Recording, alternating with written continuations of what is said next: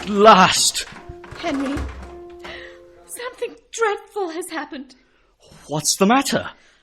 I have lost your poems. They were unworthy of you. I will write you some more. No, thank you. Never any more poems for me. Oh, how could I have been so mad, so rash, so imprudent?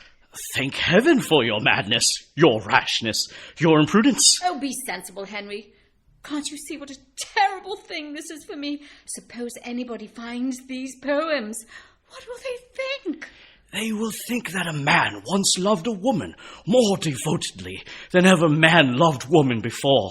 But they will not know what man it was. Oh, what good is that to me if everybody will know what woman it was? But how will they know? How will they know? Why, my name is all over them. My silly, unhappy name. Oh, if only I'd been christened Mary Jane, or Gladys Muriel, or Beatrice, or Francesca, or Guinevere, or something quite common. But Aurora. I'm the only Aurora in London, and everybody knows it. I believe I'm the only Aurora in the world. And it's so horribly easy to rhyme to it. Oh, Henry, why didn't you try to restrain your feelings a little in common consideration for me? Why didn't you write with some little reserve? Write poems to you with reserve? You ask me that? Oh, yes, dear. Of course, it was very nice of you, and I know it was my own fault as much as yours. I ought to have noticed that your verses ought never to be addressed to a married woman. Ah, how I wish they had been addressed to an unmarried woman. How I wish they had. Indeed, you have no right to wish anything of the sort. They're quite unfit for anybody but a married woman, and that's just a difficulty. What will my sisters-in-law think of them? Have you got sisters-in-law? Oh, yes, of course I have. Do you suppose I'm an angel? I do. Heaven help me. I do. Or I did. Or... Oh, no, listen to me, dear. It's very nice of you to live with me in a dream and to love me and so on. But I can't help my husband having disagreeable relatives, can I? Ah, of course they are your husband's relatives. I forgot that. Forgive me, Aurora. The fact is, Teddy's got nothing but relatives. He has 8 sisters and 6 half-sisters and ever so many brothers. But I don't mind his brothers. Now, if you only knew the least little thing about the world, Henry, you'd know that in a large family, though the sisters quarrel with one another like mad all the time, yet let one of the brothers marry, and they all turn on their unfortunate sister-in-law and devote the rest of their lives with perfect anonymity to persuading him that his wife is unworthy of him. They can do it to her very face without her knowing it, because they always have a lot of stupid, low family jokes that nobody understands but themselves. And half the time you can't tell what they're talking about. It just drives you wild. There ought to be a law against a man's sister ever entering his house after he's married. I'm as certain as that I'm sitting here that Georgina stole those poems out of my workbox. She will not understand them, I think. Oh, won't she? She'll understand them only too well. She'll understand more harm than ever was in them, nasty, vulgar-minded cat. Oh, don't think of people in that way. Don't think of her at all.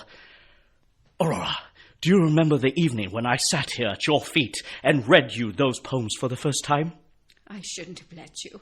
I see that now.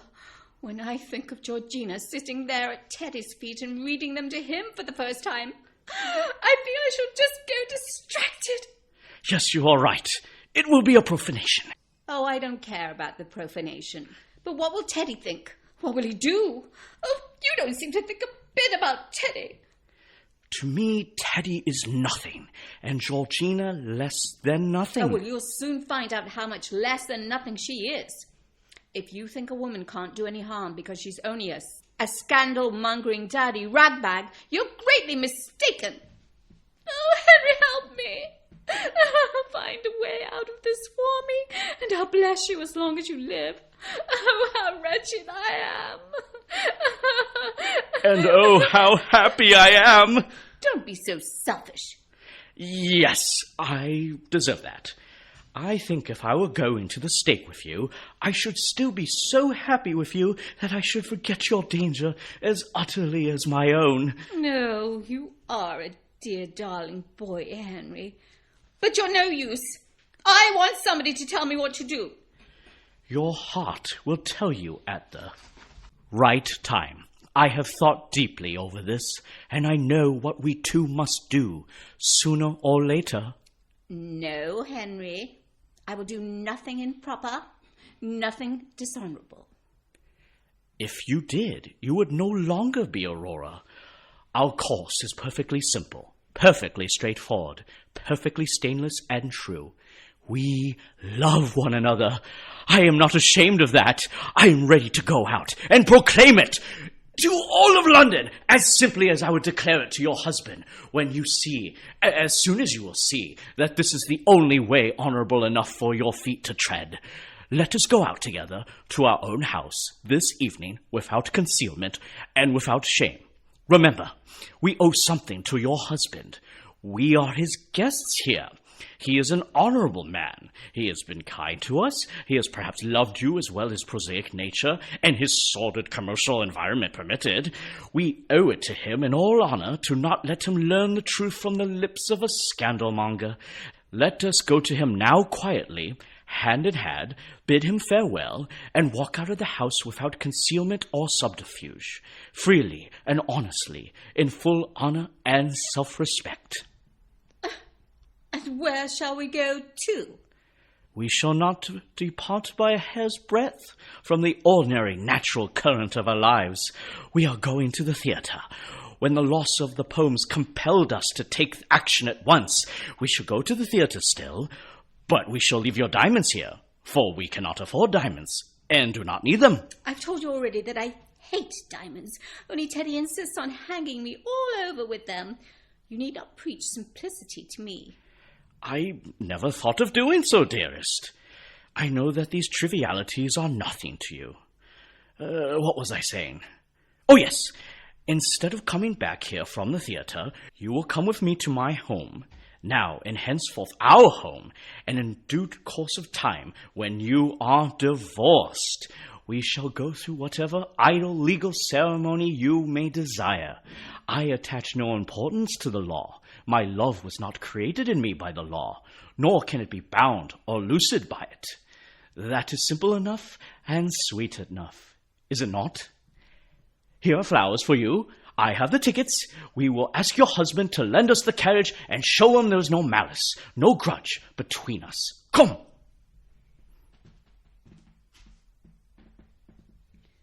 Do you mean to say that you propose that we should walk right bang up to Teddy and tell him we're going away together? Yes! What can be simpler? And do you think for a moment he'd stand it? He'd just kill you. You don't understand these things, my darling. How could you? I have followed the Greek ideal and not neglected the culture of my body. Like all poets, I have a passion for pugilism. Your husband would make a tolerable second-rate heavyweight if he were in training and 10 years younger. As it is, he could, if strung up to a great effort by a burst of passion, give a good account of himself for perhaps 15 seconds, but I am active enough to keep out of his reach for 15 seconds, and after that I shall simply be all over him. What do you mean by all over him? Don't ask me, dearest. At all events, I swear to you that you need not be anxious about me. And what about Teddy? Do you mean to tell me that you're going to beat Teddy before my face like a brutal prize fighter? All this alarm is needless, dearest. Believe me, nothing will happen. Your husband knows that I am capable of defending myself. Under such circumstances, nothing ever does happen, and of course I shall do nothing. The man who once loved you is sacred to me. Doesn't he love me still? Has he told you anything? No. Dearest, how agitated you are, how unlike yourself. All these worries belong to the lower plane. Come with me to the higher one, the heights, the solitudes, the soul world. No, stop. It's no use, Mr. Apjohn. Mr. Apjohn? Excuse me, I meant Henry, of course. How could you even think of me as Mr. Apjohn? I never think of you as Mrs. Bompas. It is always Aurora, Aurora, Aurora. Yes, that's all very well, Mr. Apjohn. No, it's no use. I've suddenly begun to think of you as Mr. Apjohn, and it's ridiculous to go on calling you Henry. I thought you were only a boy, a child, a dreamer. I thought you would be too much afraid to do anything, and now you want to beat Teddy, to break up my home, and disgrace me, and make a horrible scandal in the papers. It's cruel, unmanly, and cowardly. Are you afraid? Oh, of course I'm afraid, and so would you be if you had any common sense. Perfect love casteth out fear. That is why I'm not afraid. Mrs. Bompas, you do not love me. Oh, thank you. Thank you. You really can be very nice, Henry. Why do you thank me? For calling me Mrs. Bompas again. I feel now that you're going to be reasonable and behave like a gentleman. What's the matter? Once or twice in my life, I have dreamt that I was exquisitely happy and blessed. But oh, the misgiving at the first stir of consciousness, the stab of reality, the prison walls of the bedroom, the bitter, bitter disappointment of waking. And this time I thought I was awake. Listen to me, Henry. We really haven't time for all that sort of flapdoodle now. Oh, take care. You nearly hit me in the chin with the top of your head. I beg your pardon. What is it you want me to do? I am at your service. I am ready to behave like a gentleman, if you will be kind enough to explain exactly how. Oh, thank you, Henry. I was sure you would. You're not angry with me, are you? Go on quickly. Give me something to think about, or I will... Oh, no! Don't break my fan. No, don't! No, really, that's a stupid trick. I don't like that. You've no right to do that. Oh, how could you be so inconsiderate? I beg your pardon. I'll buy you a new one. You'll never be able to match it, and it was a particular favourite of mine. Then you'll have to do without it. That's all. That's not a very nice thing to say after breaking my pet fan, I think. If you knew how near I was to breaking Teddy's pet wife and presenting him with the pieces, you would be thankful that you're alive instead of howling about 5 shillings worth of ivory. Damn your fan! Don't you dare swear in my presence. One would think you were my husband. This is some horrible dream. What has become of you? You're not my Aurora. Oh, well, if you come to that, what has become of you? Do you think I would ever have encouraged you if I'd known you were such a little devil? Don't drag me down. Don't. Help me to find the way back to the heights. If you would only be reasonable, Henry. If you would only remember that I am on the brink of ruin and not go on calmly saying it's all quite simple.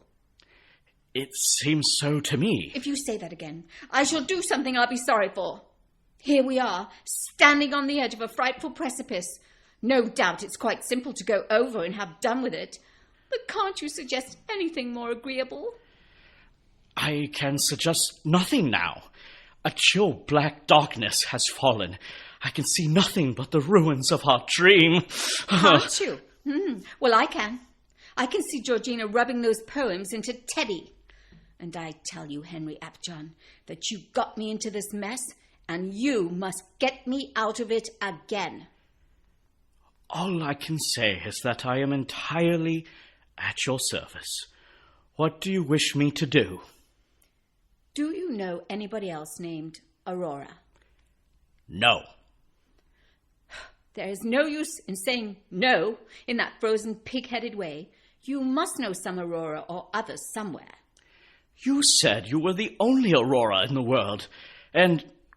Oh, God! You were the only Aurora in the world for me! Yes, dear, of course. It's very nice of you, and I appreciate it. Indeed, I do. But it's not seasonable just at present. Now, just listen to me.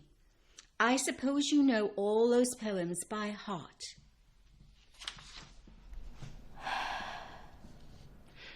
Yes, by heart. Don't you? Well, I never can remember verses, and besides, I've been so busy that I've not had time to read them all, though I intend to the very first moment I can get. I promise you that most faithfully, Henry. But now, try and remember very particularly. Does the name of Bompas occur in any of the poems? No. You're quite sure? Of course I'm quite sure. How could I use such a name in a poem? Well, I don't see why not. It rhymes to rumpus, which seems appropriate enough at present, goodness knows. However, you're a poet. You ought to know. What does it matter? Now! It matters a lot, I can tell you. If there's nothing about Bompas in the poems, we can say that they were written to some other Aurora, and that you showed them to me because my name was Aurora too. So you've got to invent another Aurora for the occasion. Oh, if you wished me to tell a lie... Surely, as a man of honor, as a gentleman, you wouldn't tell the truth, would you? Very well. You have broken my spirit and desecrated my dreams.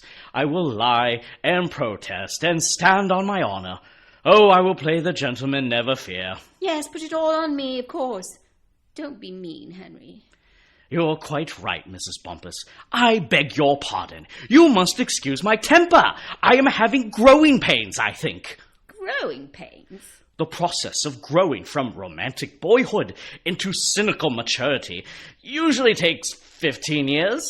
When it is compressed into 15 minutes, the pace is too fast, and growing pains are the result. Oh, is this a time for cleverness? It's settled, isn't it, that you're going to be nice and good, and that you'll brazen it out to Teddy that you have some other Aurora. Yes, I am capable of anything now. I should not have told him the truth by halves, and now I will not lie by halves. I will wallow in the honor of a gentleman. Oh, dearest boy, I knew you would. Shh! What is it? It's Teddy. I hear him tapping the new barometer. Well, he can't have anything serious on his mind, or he wouldn't do that. Perhaps Georgina hasn't said anything. Try and look as if there was nothing the matter. Give me my gloves, quick. Go further away from me, quick, quick. If I button my glove and you were to hum a tune, don't you think that...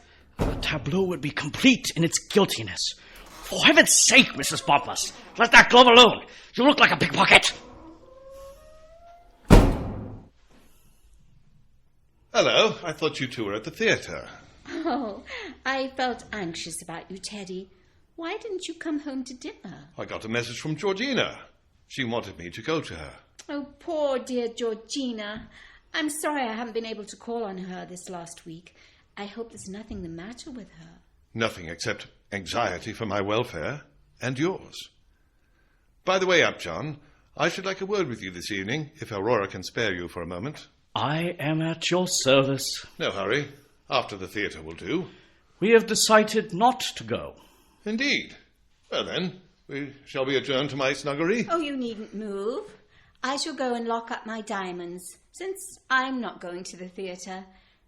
Give me my things. Well, we shall have more room here. I think I should have plenty of room. So, if it's not disturbing you, Rory? Oh, no, not at all. Do these manuscripts seem at all familiar to you, may I ask? Manuscripts? Yes. Would you like to look at them a little closer? Why, these are my poems. So I gather. Oh, what a shame. Mrs. Bompas has shown them to you.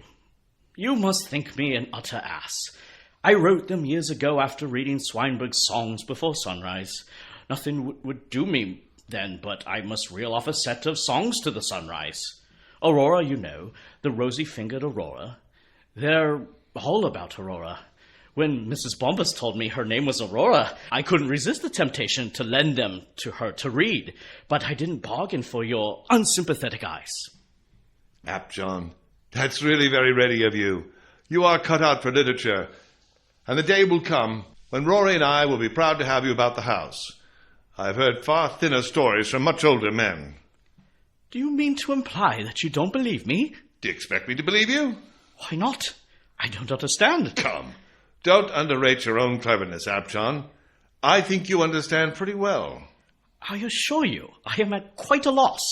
Can you not be a little more explicit? Don't overdo it, old chap. However, I will be so far explicit as to say that if you think these poems read as if they were addressed not to a live woman, but to a shivering cold time of day at which you are never out of bed in your life, you hardly do justice to your own literary powers, which I admire and appreciate, mind you, as much as any man. Come, own up. You wrote those poems to my wife. Of course you did. Mr. Bompas, I pledge you my word you are mistaken. I need not tell you that Mrs. Bompas is a lady of stainless honor, who has never cast an unworthy thought on me. The fact that she has shown you my poems... That's not a fact. I came by them without her knowledge. She didn't show them to me. Does that not prove their perfect innocence? She would have shown them to you at once if she had taken your quite unfounded view of them. Apjohn, play fair. Don't abuse your intellectual gifts. Do you really mean that I am making a fool of myself? Believe me, you are. I assure you, on my honor as a gentleman, that I have never had the slightest feeling for Mrs. Bompas beyond the ordinary esteem and regard of a pleasant acquaintance. Oh, indeed. I should never have dreamt of writing poems to her. The thing is absurd. Why is it absurd? Well, it happens that I do not admire Mrs. Bompas in that way. Let me tell you that Mrs. Bompas has been admired by better men than you soapy-headed little puppy, you. Oh, there's no need to insult me like this. I assure you, on my honor as a... You don't admire Mrs. Bompas? You would never dream of writing poems to Mrs. Bompas? My wife's not good enough for you, isn't she? Who are you, pray, that you should be so jolly superior? Mr. Bompas, I can make allowances for your jealousy. Jealousy? Do you suppose I'm jealous of you? No, nor of tin like you. But if you think I'll stand here and let you insult my wife in her own house, you're mistaken. How can I convince you? Be reasonable. I tell you, my relations with Mrs. Bompas are relations of perfect coldness, of indifference. Say it again, say it again. You're proud of it, aren't you? Yeah, you're not worth kicking. Look here, I'm not going to stand this. Oh, you have some blood in your body after all. Good job. This is ridiculous. I assure you, Mrs. Bompas is quite... What is Mrs. Bompas to you, I'd like to know? I'll tell you what Mrs. Bompas is. She's the smartest woman in the smartest set in South Kensington, and the handsomest, and the cleverest, and the most fetching to experienced men who know a good thing when they see it, whatever she may be to a conceited penny-a-lining puppies who think nothing good enough for them. It's admitted by the best people, and not to know it argues yourself unknown. 3 of our first-actor managers have offered her $100 a week if she'll go on the stage when they start a repertory theatre, and I think they know what they're about as well as you. The only member of the present cabinet that you might call a handsome man has neglected the business of the country to dance with her, though he don't belong to our set as a regular thing. One of the first professional poets in Bedford Park wrote a sonnet to her, with all your amateur trash.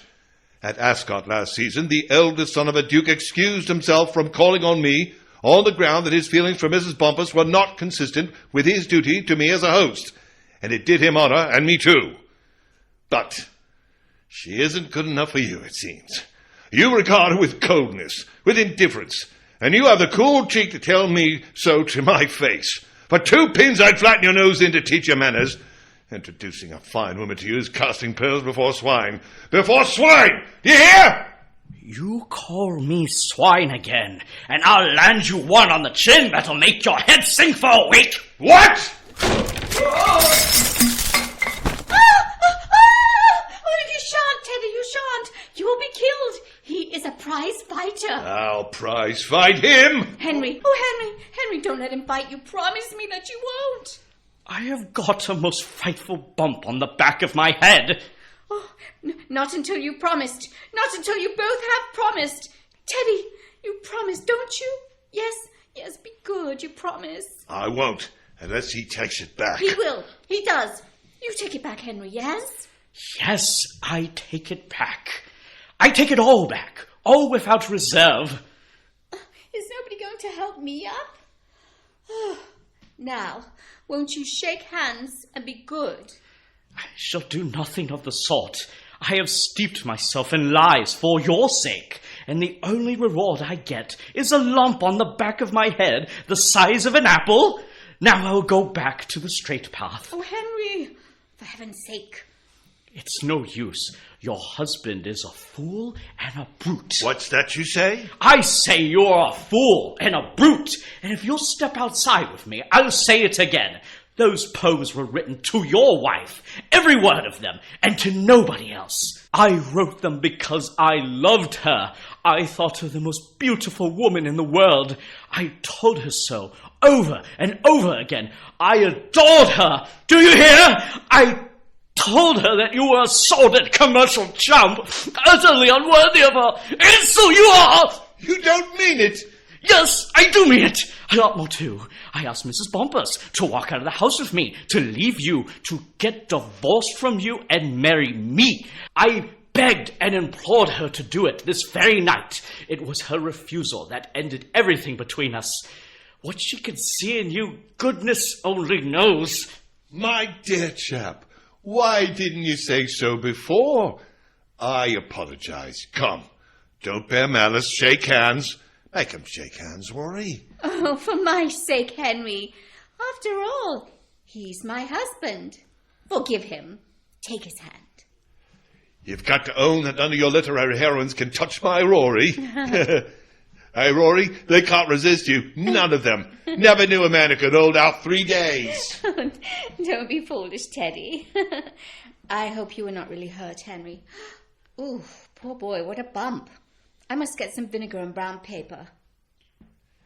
Will you do me a great favour, Apjohn? I hardly like to ask, but it'd be a real kindness to us both. What can I do? Well, may I get these printed?